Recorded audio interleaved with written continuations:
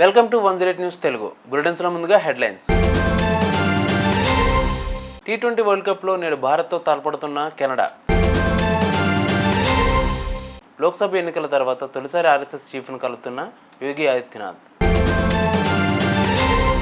నేడు సెక్రటేరియట్లో పొడి భూములపై విచారణ. అటవీశాఖ ఉన్నతాధికారులతో మంత్రి కొండా సురేఖ కీలక సమావేశం.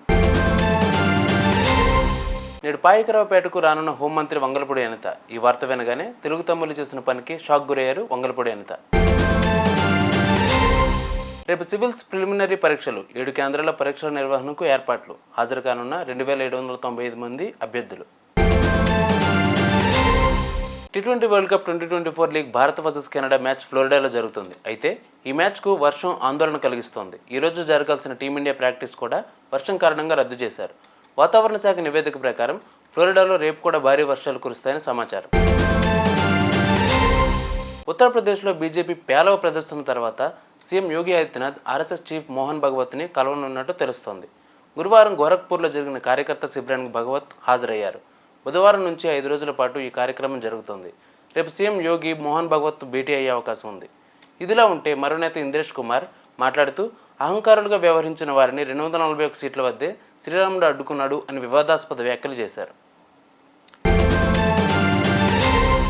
నేడు సెక్రటేరియట్లో పొడి భూములపై మంత్రి కొండా సురేఖ ఆధ్వర్యంలో అటవీశాఖ ఉన్నతాధికారులు, సీఎఫ్లు, డిఎఫ్ఓలు తదితరులతో సమావేశం కానున్నారు. పొడి భూముల విషయంలో గత ప్రభుత్వంలో జరిగిన అవినీతి ఇప్పుడు జరగకూడదు అంటే ఈ భూముల విషయంలో విచారణ జరగాలనే కారణంతో ఈ సమావేశం ఏర్పాట్లు చేస్తున్నట్లు సమాచారం. సమావేశం పూర్తయిన తర్వాత ఏదైనా నివేదిక విడుదల చేస్తారా అని ప్రశ్నిస్తున్నారు రాజకీయ విశ్లేషకులు. వంగలపూడి అనిత తెలుగుదేశం పార్టీలో ఫైర్ బ్రాండ్ మహిళా నేతగా గుర్తింపు పొందారు. పార్టీ తరపున బలమైన వాయిస్ను వినిపించే నాయకురాలుగా ఎదిగారు.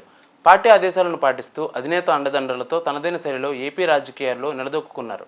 ఈ విజయాన్ని తన నియోజకవర్గ ప్రజలతో పంచుకోవడానికి నేడు వంగలపూడి అనిత పాయకరావుపేటకు హోంమంత్రి పదవి స్థాయిలో వెళ్లనున్నారు. అనితను స్వాగతించేందుకు భారీ ర్యాలీ చేసేందుకు సిద్ధమవుతున్నారు తెలుగు తమ్ముళ్ళు. హైదరాబాద్లో జూన్ 16న జరగనున్న యూపీఎస్సీ ప్రిలిమ్స్కు అధికార యంత్రాంగం కట్టుదిట్టంగా ఏర్పాట్లు చేస్తోంది.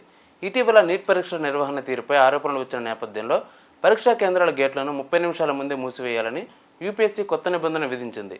అన్ని కేంద్రాల వద్ద సీసీ కెమెరాలు, జామర్లను బిగిస్తున్నారు. నో ఐడి నో ఎంట్రీ విధానంలో భాగంగా హాల్ టికెట్తో పాటు ఏదైనా గుర్తింపు కార్డు లేని వారిని లోనికి అనుమతించబోరు. పరీక్షల నిర్వహణకు పర్యవేక్షిస్తున్న హైదరాబాద్ జిల్లా కలెక్టర్ అనుదీప్ దురిశెట్టి అధికారులు పరీక్ష నిర్వాహకులతో జూన్ 13న సమావేశమయ్యారు.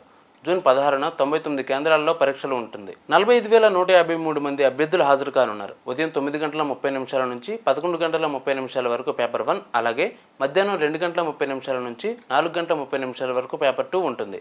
పరీక్షకు 30 నిమిషాల ముందే గేట్లు మూసివేయాలి. ఆ తర్వాత వచ్చే వారిని అనుమతించబోమని అధికార యంత్రాంగం సూచనలు జారీ చేసింది.